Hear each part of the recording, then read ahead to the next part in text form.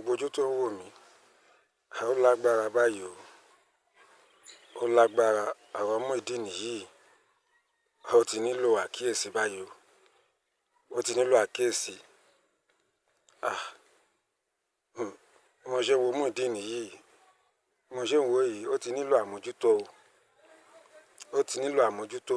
Ṣé àwọn nǹkan tí Muyideen là kọjá, ṣé ìjákulẹ̀ tó bá pàdé lọ́dọ̀ àwọn alátìlẹyìn ṣé òun ló fa gbogbo àwọn nǹkan bí wọ́n tí Muyideen ṣe yìí, àbí ẹ̀rí ohun tó ń ṣe ni? Màá fi fídíò ilẹ̀ fún yín. Fídíò yìí ò ju bí ìṣẹ́jú méjì lọ. Màá fi ilẹ̀ fún yín tẹ́ ẹ bá tí ì rí tẹ́lẹ̀.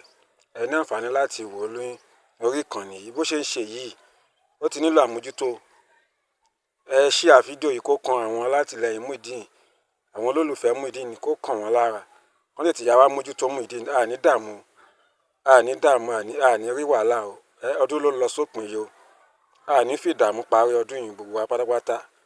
Àní fi ìdààmú parí ẹ̀ o. Àní fi yọnu. Àní fi parí, àlàáfíà la máa fi parí ẹ̀. Ẹ̀yẹ bí Muyideen níbo lẹ wà? Ẹ mójútó Muyideen. Ẹ mójútó Muyideen. A wá ṣe pé kò lẹ́bi ni. Ẹ wo Muyideen bó ṣe ń ṣe. Màá fi ilẹ̀ fún yín, ẹ lọ wò ẹ gbọ́ ohun tó ń sọ. Àṣà lè sọ pé dírámà ló ń ṣe. Àbí àṣà lè sọ pé prank ló ń ṣe. Ẹ̀yin tẹ yí Muyideen ká, ẹ dìde. Ẹ̀yin àfáà, ẹ̀yin alámọ̀ràn, ẹ dìde. Ẹ dìde, ẹ má wo Muyideen ní ìran báyìí. Kò ṣáà ní burúburú kó má kọ ẹnìkan mọ́ ni. Kò ní burúburú kó má kọ ẹnìkan mọ́ ni náà. Ẹni tó bá kú ni kù náà là ń bá jayé. Ẹ má sọ di pé ọwọ́ epo láyé ń bani lá. Ayé kì í bani lọ́wọ́ ẹ̀jẹ̀. Ẹ má sọ di yẹn o. Tẹ́yẹlé bá bónílé jẹ, tó bá bónílé mu, tó bá dọjọ́ ikú kò ní yẹ rí náà. Ẹ gbárùkù tì Muyideen. Ẹ dìde sí, ẹ mójútó. Ẹ mójútó. Ẹ mójútó. Kò jẹ́ bó ṣe jẹ́, àmọ́ tí mo fẹ́ fún yín nìyẹn. Gbogbo ojú tó wò mí pátá, mo kí wa, ẹ kú palẹ̀ mọ́dún. Ẹ wá lọ wo fídíò yìí fúnra yín.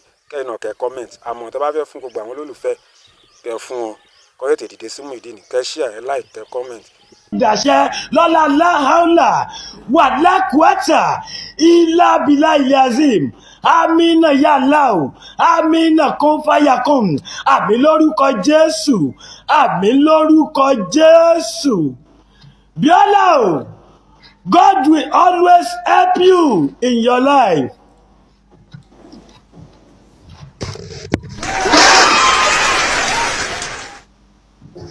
Thank you.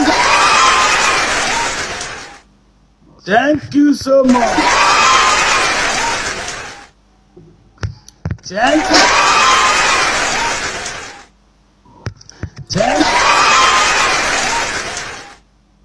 Bíọ́lá o, láìpẹ́ láì jìnnà, ó ra private jet tuntun. Private jet tuntun tó já ọ̀rá lára rẹ̀ tí ó rùn tuntun. Ó ti dàṣẹ. Ó ti dàṣẹ bẹ́ẹ̀ ni. Bíọ́lá o, láìpẹ́ láì jìnnà, ó ra private jet tuntun tó já ọ̀rá lára rẹ̀ tí ó rùn tuntun. Bẹ́ẹ̀ ni, ó ti rí bẹ́ẹ̀, ó ti dàṣẹ, ó ti rí bẹ́ẹ̀, ó ti dàṣẹ, ó ti rí bẹ́ẹ̀, ó ti dàṣẹ, ó ti rí bẹ́ẹ̀, ó ti dàṣẹ. Gbọ́ aláṣẹ ọ̀run, àṣẹ́gun, àṣẹ́ntẹ̀dùmàrè.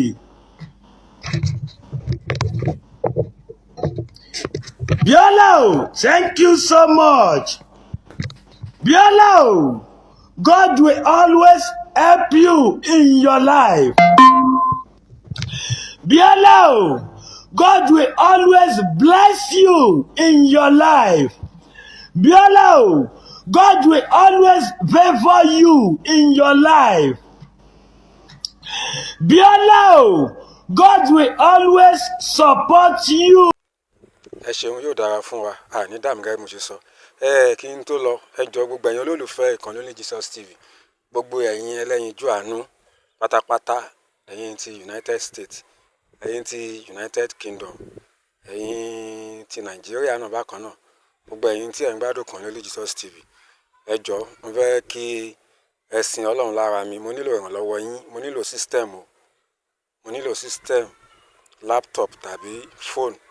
Ẹ jọ̀ọ́ eléyìí tọ́lọ́run bá ní kó bọ́ọ̀sì látọwọ́ yín, ẹ jọ̀wọ́ ẹ jọ̀wọ́ ẹ jọ̀wọ́ ìrànlọ́wọ́ á dìde fún yín, ẹ máa ráàánú gbà. Gbogbo bí tẹ́ fọkàn sí Ọlọ́run á ràn yín lọ́wọ́. Ọlọ́run ló ran ẹ̀dá lọ́wọ́. Ẹni tọ́lọ́run máa lò fún oníkálùkù wa lórúkọ Jésù.